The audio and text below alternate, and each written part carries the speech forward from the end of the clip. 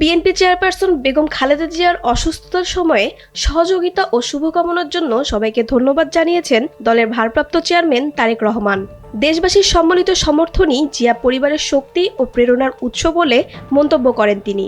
2 November নিজের verified Facebook পেজে এক পোস্টে এসব কথা বলেন তিনি।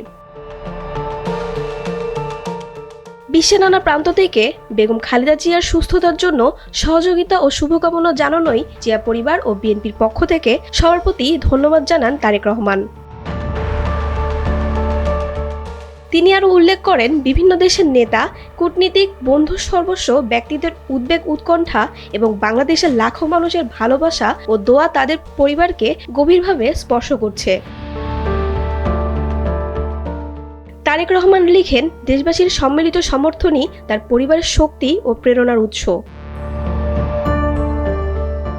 স্ট্যাটাসে কঠিন সময়ে ঐক্য, সহমর্মিতা ও সংহতির জন্য প্রতিটি মানুষের প্রতি কৃতজ্ঞতা জানান তিনি।